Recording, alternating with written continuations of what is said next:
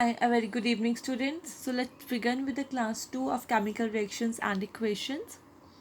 So yesterday we have done with the characteristics of a chemical reaction, that was change in temperature, change in color, formation of precipitate, evolution of gas, change in state. Okay, so now we will study about chemical equation, how to balance a chemical equation, and so on. So first of all, what is a chemical equation? It is a method of representing a chemical reaction with the help of symbols, formulae of substances involved in it is known as a chemical equation. For example, I have written here zinc plus sulfuric acid give rise to zinc sulfate and hydrogen. So it is a skeletal equation in which we do not use any kind of formulas or symbols. So if we have to use a formula, that is जिन का formula होता है, जिन का sorry symbol होता है, that is Zn, and sulfuric acid H2SO4 give rise to zinc sulfate ZnSO4 plus hydrogen. अब zinc क्या है? ये मेटल है, ये सॉलिड की फॉर्म में होगा. सल्फ्यूरिक एसिड ये हमारे पास क्या है? ये एक एक्वस फॉर्म में होगा. और जिंक सल्फेट ये भी एक्वस फॉर्म में आएगा. और हाइड्रोजन ये गैस की फॉर्म में आएगी. So by doing this we can make the equation more informative. Okay, so the substances which combine or react are called reactants. In this, zinc and sulfuric acid are reactants, and the substances which produce in the reaction are called products. जैसे कि zinc sulphate और hydrogen ये product थे. Arrow sign indicates that the substances written on left hand are combining to give the substance on the right hand.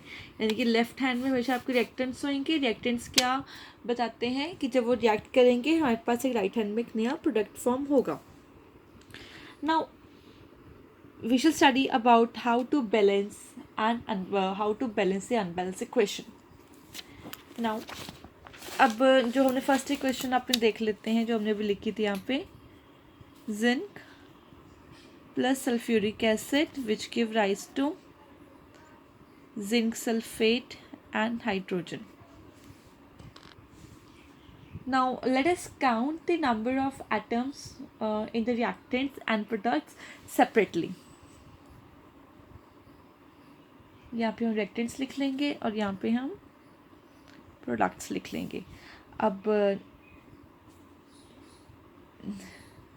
ये elements है zinc, hydrogen, sulphur और oxygen. Zinc, hydrogen, sulphur. अब reactant में कितने zinc है? 1. Product में कितने हैं? क्योंकि यहाँ पे इनकी वैलेंसी जिनके जो नंबर ऑफ एलिमेंट्स है, इलेक्ट्रॉन्स है, 1 ही है, तो यहाँ पे 1 ही लिखेंगे. हाइड्रोजन के पास 2 और यहाँ पे हाइड्रोजन के पास 2. सल्फर के पास यहाँ पे 1, यहाँ पे सल्फर के पास 1, यहाँ पे ऑक्सीजन के पास 4 और इन प्रोडक्ट ऑक्सीजन है 4. इसका मतलब जो रिएक्टेंट्स और प्रोडक्ट्स क्या हैं वो इक्वल है. इसका मतलब it is a balance equation. हमने इसके अंदर कुछ भी एलिमेंट्स को ऐड या रिमूव नहीं करना. सो जो अनबैलेंस इक्वेशन कौन सी होती है? It is an equation which has an unequal number of atoms of 1 और more elements in the reactants and products. ठीक है, जिस फॉर एग्जाम्पल अनबैलेंस की मैं आपको बताती हूँ. आप लेके चलो इसको H2 plus O2 give rise to H2. H2 plus O2 give rise to H2O. ठीक है, अब इस केस में क्या है? Just hold on. H2 plus O2 give rise to O2. अब इस केस में you can see यहाँ left hand side, right hand side, elements कौन से हैं? H और O. लेफ्ट हैंड साइड में H के कितने एटम्स हैं? 2 और राइट हैंड साइड में 2. लेफ्ट हैंड साइड में O कितने हैं? 2 और राइट हैंड साइड में O कितने हैं? 1. तो इस केस में क्या आ गया? ये आ गया अनबैलेंस. तो हमें इसको बैलेंस करना होगा. अब कैसे बैलेंस करेंगे? हम इसको तो 1 नहीं कर सकते, but yes we can make it 2. तो अगर मैं इस पूरी को 2 करती हूँ क्योंकि यहाँ पे 2 ऐड करना इज़ इम्पॉसिबल, तो हम इसको मल्टीप्लाई करेंगे। अगर मल्टीप्लाई करेंगे तो ऑटोमेटिकली 2 क्या हो जाएगा, ओ क्या हो जाएगा, 2 हो जाएगा। अब इस केस में क्या हुआ, ओ तो 2 हो गया, लेकिन H2 से भी 2 मल्टीप्लाई हुआ तो H कितने हो गए, 4 हो गए। ठीक है, तो हम यहाँ पे भी H कितने कर देंगे, यहाँ पे 2 से इसको मल्टीप्लाई कर देंगे, तो H4। अब जो न्यू इक्वेशन बनेगी उसमें H कितने हो जाएंगे, 4। यहाँ पे भी H कितने हैं, 4। ऑक्सीजन कितने हैं यहाँ पे, 2 एटम, और यहाँ पे ऑक्सीजन कितने होंगे, 2 atom. So this is how we can balance a skeletal equation. Okay, now remember one thing, that matter can neither be created nor be destroyed. ठीक है, तो जितना भी हमारे पास लेफ्ट हैंड साइड पे जो भी हमारे पास एटम्स होंगे वही राइट हैंड साइड पे आएंगे। ऑलवेज ऐसा ही होगा। अगर हम एटम कम भी करेंगे तो दोनों तरफ से कम होंगे, अगर ज़्यादा भी करेंगे तो दोनों तरफ से ही हम उसको इंक्रीज करेंगे। Now how can we make an equation more informative? See, by indicating the physical state of the reactant and product, जैसे कि मैंने यहाँ पे लिखा था, अब जिंक था, जिंक सॉलिड है, तो अगर हम इसके आगे S लगाते हैं उससे हमें पता चल जाएगा zinc is a solid because it is metal. Sulphuric acid ये एक्वस फॉर्म में होता है तो आप AQ निकाल सकते हो। जिंक सल्फेट एक्वस फॉर्म में है, H2 गैस की फॉर्म में, तो हम इसको इंडिकेट करेंगे by the letter G। So, to indicate the physical state of reactant and product in an equation, there can be 4 physical states for the reactants and products of a chemical reactions. This is solid state indicated by letter S, liquid indicated by letter L, aqueous solution by letter AQ, gaseous state indicated by letter G. So, वही example आगे जो मैंने आपको दिया था अभी, zinc plus sulphuric acid का give rise to zinc sulphate and hydrogen, और इसमें वही इन्फॉर्मेशन दे रखी है। अगर आप ये इन्फॉर्मेशन ऐड कर देते हैं तो टीचर के ऊपर काफ़ी अच्छा इंप्रेशन पड़ेगा एंड हेंस आपके मार्क्स में भी इंक्रीमेंट हो सकते हैं। एंड कई बच्चे इसको लिखते हैं but it is not too important to write, but yes if you write it will make a good impression.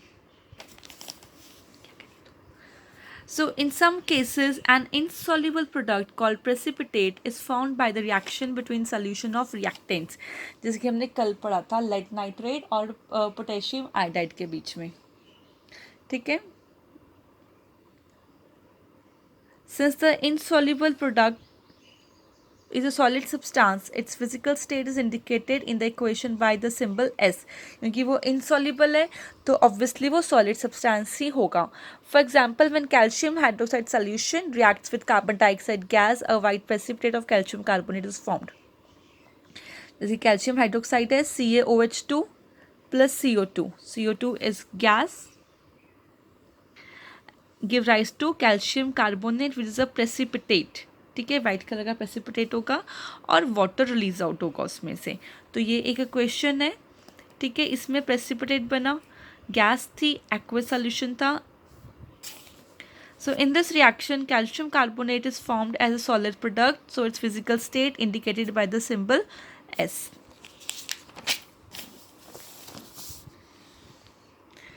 Now to indicate the heat changes in an equation, अब कई बार हीट भी रिलीज होती है। सो जो जिन रिएक्शंस के अंदर से heat जो इवॉल्व होएगी उसको बोलते हैं हम exothermic. Exo means exit, thermic means thermal और हीट। जब किसी भी रिएक्शन में से हीट जो है वो इवॉल्व होती है उसको बोलते हैं हम एक्सोथर्मिक रिएक्शन। जैसे कि carbon plus oxygen, it give rise to carbon dioxide gas and heat. The burning of carbon in oxygen is an exothermic reaction because heat is evolved in this reaction, and exothermic reaction is indicated by writing, अगर हम उसके आगे heat को लिख देते हैं plus heat, इसका मतलब इट इज़ इजली अंडरस्टूड कि वो एक्सोथर्मिक रिएक्शन है। हीट लिख दो, एनर्जी लिखो, वन द सेम थिंग। अब इसमें देखो मिथेन है, CH4 मिथेन नेचुरल गैस को जब हम बर्न करेंगे in the presence of oxygen तो क्या प्रोडक्ट क्या फॉर्म होएगा, carbon dioxide gas, water and heat energy. ठीक है, तो this is an example of exothermic reaction. When we burn methane और natural gas in the presence of oxygen, then the product are form would be carbon dioxide gas, water along with heat. So this is an exothermic reaction. अब कल reaction बताया था मैंने आपको उसका magnesium ribbon का।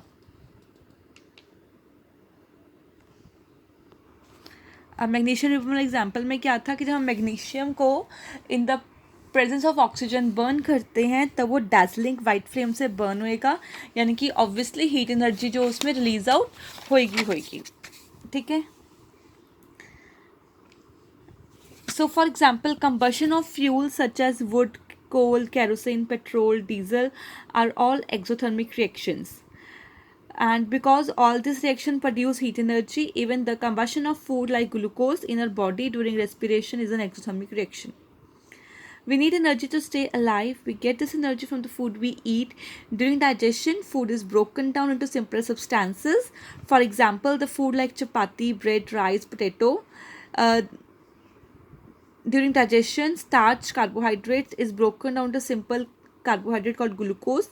This glucose then undergoes slowly combustion by combining with oxygen in the cells of our body to produce energy in a process called respiration. जैसे कि अब जब हमारे स्टमक के अंदर फूड जाएगा वो चर्न होता है, चर्न यानी कि छोटे छोटे पीसेस के अंदर फॉर्म होता है, और हम जब ऑक्सीजन ले रहे हैं तो उसके प्रेजेंस में क्या होगा, जो फूड आएगा वो बर्न होएगा, बर्न होकर वो एनर्जी को रिलीज करेगा which is required by tissues by our cell to maintain a life processes. Now इसमें देखो ग्लूकोज प्लस ऑक्सीजन, ग्लूकोज का फॉर्मूला होता है C6H12O6 plus oxygen give rise to carbon dioxide, water and energy. Respiration is an exothermic process because energy is produced during the process. As the burning of the magnesium wire in air to form magnesium oxide is an exothermic reaction. So I hope कि आपको clear हो गया होगा heat energy कब release होएगी, जब काफ़ी सारी जब हीट किसी भी फॉर्म में रिलीज होती है उसको बोलते हैं हम exothermic reaction. Now calcium carbonate CaCO3 plus heat, जब हम कैल्शियम कार्बोनेट को बर्न करते हैं तब उस केस में हमारे पास कैल्शियम ऑक्साइड और कार्बन डाइऑक्साइड गैस फॉर्म होती है। नाउ सी हेयर, इसमें हमने हीट को यूज़ किया है, तो इसका मतलब हमने हीट इसके अंदर इन्वॉल्व करी है। जब हीट की इन्वॉल्वमेंट होएगी किसी भी रिएक्शन के अंदर उसको बोलेंगे हम एंडोथर्मिक रिएक्शन। ठीक है। सो इसमें क्या हुआ, हमने कैल्शियम कार्बोनेट को हीट किया, हीट यानी कि उसको ब्रेक किया, ब्रेक करने के बाद we get calcium oxide and carbon dioxide gas.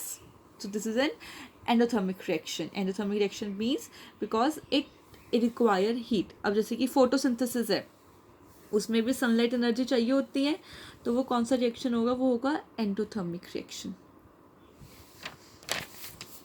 Next है to indicate the condition under which the reaction take place. ये आपको बाद में समझाती हूँ, मैं एक ओवरव्यू दे देती हूँ उसका।